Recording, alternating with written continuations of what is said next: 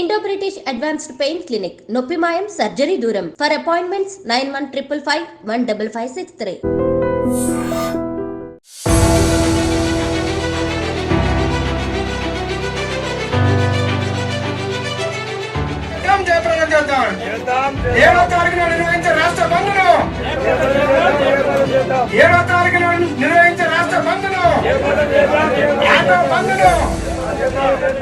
Auto డ్రైవర్లు తమ voice ని ఇంకా ఎక్కువగా గట్టిగా పెంచినట్టు కనిపిస్తోంది. ఎందుకంటే ఇందిరా చౌక్లో మొన్న ఒక 20 రోజుల క్రితం కూడా వాళ్ళు ధర్నా చేయడం జరిగింది. ప్రభుత్వానికి కొన్ని వినతి పత్రాలు ఇవ్వడం, ఆ తర్వాత వాళ్ళు రిక్వెస్ట్లు కూడా కొన్ని వినతి పత్రాల్లో వాళ్ళు ఏం కోరారు అంటే, ప్రభుత్వం మమ్మల్ని పట్టించుకోండి, రవాణా శాఖ మంత్రి ఏదైతే ప్రామిస్ చేశారో 12,000కు సంబంధించిన ఎవ్రీ ఇయర్ ఆటో డ్రైవర్లకు మేము చెల్లిస్తామన్నటువంటి మాట ఏదైతే రాష్ట్ర సర్కార్ తన మేనిఫెస్టోలో పెట్టిందో కనీసం అంటే కనీసం దాన్ని నెరవేర్చకపోగా ఇప్పుడు ఉచిత బస్సెస్ అంటే కాంగ్రెస్ సర్కార్ ఏదైతే మహిళలకు ఉచిత బస్ ఏదైతే సౌకర్యం తీసుకొచ్చిందో దాని తర్వాత మా బతుకులు చాలా దుర్భరంగా అయిపోయాయి, కనీసం అంటే కనీసం కూడా మా ఆటోలు నడవట్లేదు, ఎవరు ఎక్కట్లేదు, రిక్వెస్ట్ చేసినా కూడా బతిమిలాడినా కూడా ఎవరు ఎక్కట్లేదు, మాకు ఫ్రీ బస్ ఉంది కదా నేనెందుకు ఆటో ఎక్కాలి అన్నటువంటి మాట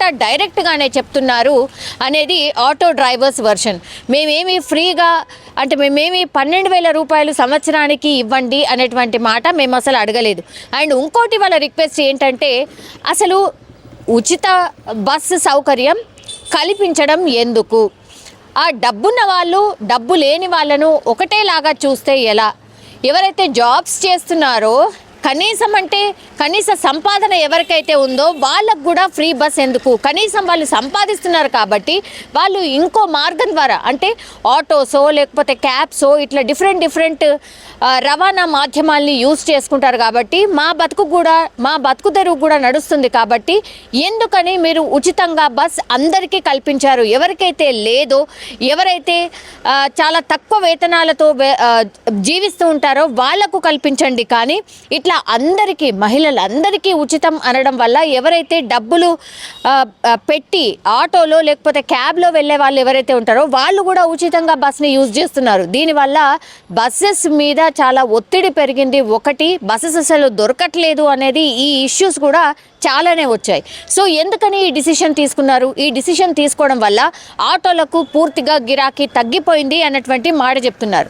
ఇంకోటి ఏంటంటే, ఈ ఊబర్ ఓలాకి సంబంధించి కూడా ఆటో డ్రైవర్స్ మొన్న ధర్నాలో మాట్లాడడం జరిగింది. ఈ ఊబర్ అండ్ ఓలాకి సంబంధించిన ఆటోకి సంబంధించిన యాప్స్ వచ్చిన తర్వాత కూడా మాకు అసలు కనీసం అంటే కనీసం కూడా ఏదైతే ఇన్కమ్ రావాలో ఆర్ ఏదైతే మేము ఇంత కష్టపడి మేము ట్రిప్పులు తిప్పినా కూడా మాకేమీ రావట్లేదు, ఏమీ మిగలట్లేదు అనేటువంటి మాట చెప్తున్నారు. ఎందుకంటే చాలామంది కూడా ఇందులో యాక్చువల్లీ ఎల్లో ప్లేట్ ఎవరికైతే ఉంటుందో వాళ్ళు మాత్రమే నడపాలి. కానీ అసలు ఎల్లో ప్లేటా వైట్ ప్లేటా అసలు ఏం సంబంధం లేకుండా, ట్యాక్సీదా కాదా అనేది ఏం సంబంధం లేకుండా ఎవరంటే వాళ్ళు ఊబర్ అండ్ ఓలాలోకి వచ్చేసి వాళ్ళు పూర్తిగా సంపాదించుకుంటున్న పరిస్థితి. అసలు ఆటో వాళ్ళు ఎవరైతే ఉన్నారో వాళ్ళు లాస్ అవుతున్న పరిస్థితి ఉంది. కనీసం పట్టించుకోండి అనేటువంటిది మొన్న ఇందిరా పార్కులో ధర్నా నిర్వహించడం జరిగింది. సో 20 రోజుల క్రితం ధర్నా నిర్వహించినా కూడా ప్రభుత్వం నుంచి ఎట్లాంటి స్పందన రాలేదు. కాబట్టి ఇంకా మేము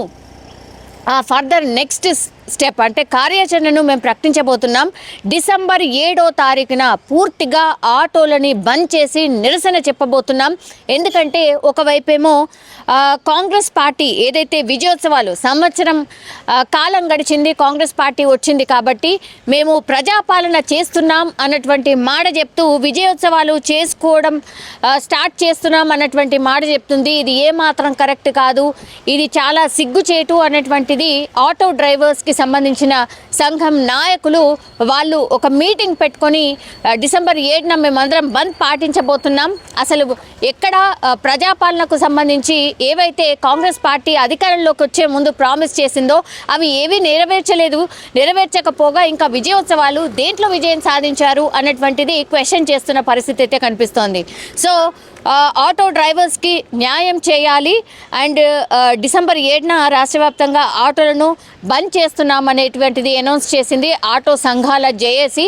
సో మరి డిసెంబర్ 7 ఇంకా కొంత టైం ఉంది, ఇంకా కొంత అంటే ఈ మధ్యలో మరి రవాణా శాఖ మంత్రి పిలిపించి మాట్లాడబోతున్నారా? ఎందుకంటే ఈ కాంగ్రెస్ పార్టీ అధికారంలోకి రాకంటే ముందు కూడా రాహుల్ గాంధీ స్వయంగా ఆటో డ్రైవర్స్తోని మాట్లాడడం జరిగింది.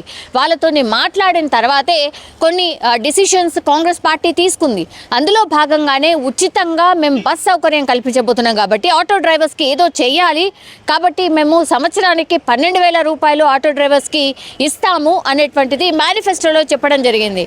కానీ ఇప్పుడు ఆటో డ్రైవర్స్ అసలు మేము 12,000 కోరలేదు, మేము చేసినటువంటిది రిక్వెస్ట్ అసలు ఉచిత బస్సు ప్రయాణం వద్దు, ఉచిత బస్సు సౌకర్యం కల్పించకండి, మా బతుకులు ఆగమైతాయి, లేదంటే మీరు ఉచిత ప్రయాణం కల్పించాల్సి వస్తే కూడా ఎవరైతే బస్కి సౌకర్యానికి సంబంధించి పెట్టలేరో వాళ్ళకు మాత్రమే పెట్టండి, ఎవరైతే జాబ్స్ చేస్తారో, మంచి ఇన్కమ్ ఉందో, మంచి సంపాదన ఉందో వాళ్ళందరికీ కూడా మీరు ఉచితంగా కల్పించకండి అన్న రిక్వెస్ట్ కూడా ఆనాడు రాహుల్ గాంధీ ముందే చెప్పడం జరిగింది. కానీ అవేవి కూడా పట్టించుకోకుండా పూర్తిగా కాంగ్రెస్ పార్టీ అధికారంలోకి రావాలన్న లక్ష్యంతోనే ఇవన్నీ ప్రామిసెస్ చేసి ఇప్పుడు ఆటో డ్రైవర్ల బతుకును ఆగం చేసింది అన్నటువంటి మాట మాత్రం ఆటో డ్రైవర్స్కి సంబంధించిన జేఏసీ ఆరోపిస్తున్న పరిస్థితి అయితే కనిపిస్తోంది. మరి ఇప్పటికైనా సరే రవాణా మంత్రి కావచ్చు, గవర్నమెంట్ కావచ్చు, దీని మీద ఏమైనా స్పందిస్తుందా, ఆటో డ్రైవర్స్ని పిలిచి మాట్లాడుతుందా అనేది చూడాల్సిందే.